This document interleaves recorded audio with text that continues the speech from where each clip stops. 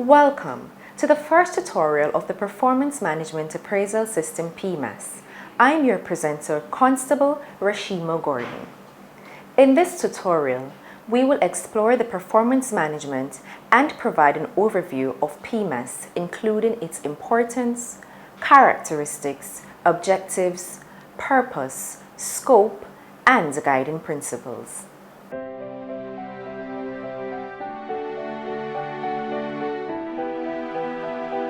So what is performance management? Performance management is the process of creating a work environment or setting in which people are enabled to perform to the best of their abilities.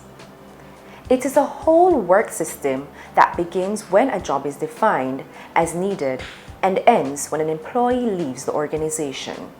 Employee performance management includes planning work and setting expectations, continually monitoring performance, developing the capacity to perform, periodically rating performance in a summary fashion, and rewarding good performance. The importance of performance management. Performance management has implications for both the organization and individuals. It facilitates better decision-making by providing managers with information to perform their management control functions. Performance appraisals, which links individuals and organizational performance to aspects of personal management. Service delivery, as performance management improves public service performance through productivity, effectiveness, quality, and timeliness.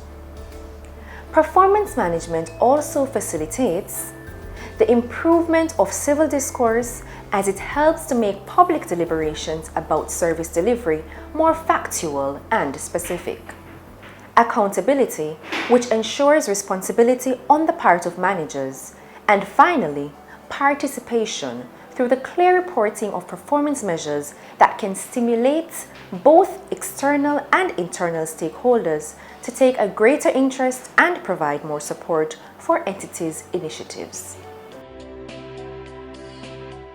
Why implement PMAS now? There are four main reasons for the implementation of the PMAS. 1. The present system of appraisal is no longer suitable to satisfy the current requirements of an appraisal system. 2. The government of Jamaica mandates this for the public service. 3. An objective system is needed to assess performance. And 4. The updated PMAS aligns individual performance with organizational goals. The implementation of the PMAS involves leadership across all levels, from the government to sworn and unsworn members of the Jamaica Constabulary Force. Let us take a closer look at this relationship. To achieve an overall goal for the benefit of Jamaica, the government sets priorities. Those relating to national security are further developed by the Ministry of National Security for implementation. The Ministry of National Security then engages law enforcement arms, including the Jamaica Constabulary Force, for the execution of their security strategic plan. Based on the strategic plan of the ministry, the leadership of the Jamaica Constabulary Force outlines strategic priorities which are shared with the various areas, branches, divisions, and formations. These areas, branches, divisions, and formations develop their policing plans based on the strategic priorities which are shared with the various units or stations for further development and execution. The plans developed at the station or unit level are further developed for execution by individual staff, thereby ensuring that the overall objectives are achieved.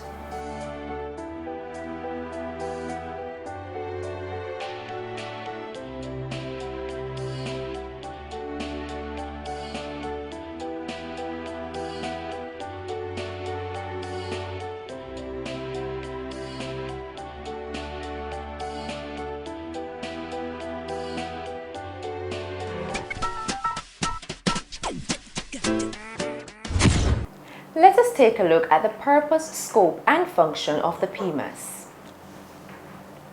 The purpose of the PMAS is to establish and maintain an equitable and transparent performance-based appraisal system which aligns every member's performance to the organization's objectives. The scope of the policy applies to all sworn and unsworn members of the Jamaica Constabulary Force. The overall function of the policy is to be a guide for the evaluation of members in the planning, development, coaching, rating, and monitoring of performance on a continuous basis. The PMAS has several characteristics geared towards ease of understanding, implementation, and execution. These include 1. Well-developed, results-oriented corporate and operational plans for each branch, division, formation, and unit within the organization. 2. Agreed individual performance targets that are aligned to the organizational goals and objectives. 3. SMART, the acronym SMART, performance targets. That is, targets which are specific, measurable, achievable, realistic, and time-bound. 4. Performance measures that are designed to track achievement of targets. 5. Regular reviews, feedback on performance and adjustments where required. 6. Identification of training and development needs. And 7. Fair and equitable application of rewards and sanctions.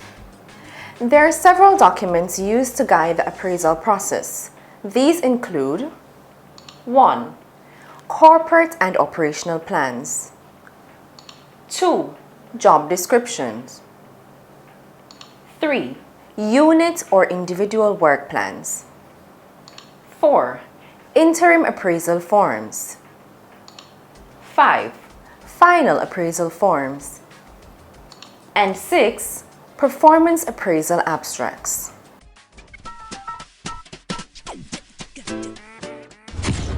The broad objectives of PMAS are 1. To increase the motivation of staff by clearly defined contribution to the organization and to ensure that high performance is rewarded. 2.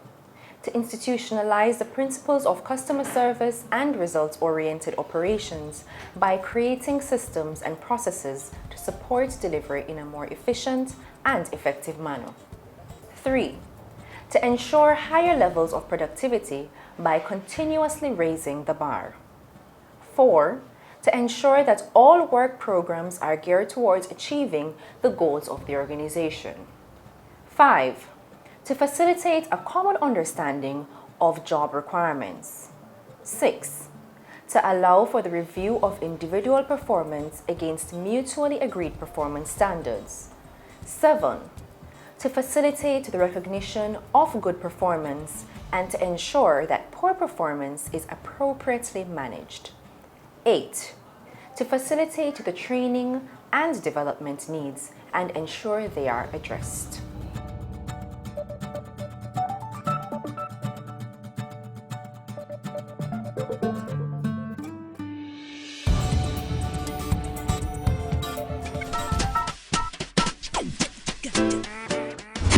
Now that our interest has been piqued, let us look at the guiding principles of PMAS. Effective communication. Employees at all levels are to have a clear understanding of their roles, responsibilities, and what is expected of them. Feedback on performance must be given on a continuous basis. Objectivity. Assessments are to be made against mutually agreed, clearly stated targets. Transparency. There should be no surprises. Evaluations and decisions are to be based on evidence drawn from well-documented processes that can stand scrutiny. Fairness. Decisions and actions are to be made and taken with due regard to changing circumstances and the environment as they relate to the achievement of objectives. Equitable treatment.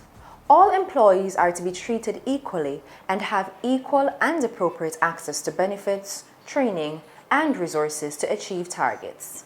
Rewards. Based on the calendar year just ended, targets agreed should have a 60% weighting.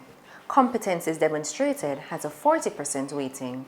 Overall scores for increments must be greater than or equal to 75%, and the overall score to be rewarded must be at least 80%. New performance culture. The Jamaica Constabulary Force is embracing a new performance culture with greater emphasis on 1. The development of human resources. 2. Optimum utilization of human resources. 3. Performance that is client-focused and results-oriented. Results of the appraisal provides us with useful information. 1. PMAS has an objective basis for the appraisal. 2. Clarity in performance expectation and contribution by the individual. And 3. Improves communication between supervisors. Results of the appraisal provides us with useful information. 1. Performance improvement and skill enhancement. 2. Career development and/or succession planning. It also provides for recognition, rewards, and sanctions. Good performance is recognized, improvement is encouraged, and there are sanctions for performance below a minimum standard.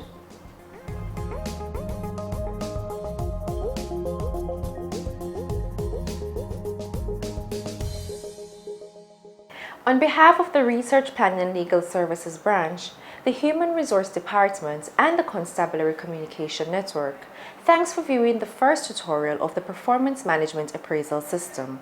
I'm your presenter, Constable Rashima Gordon.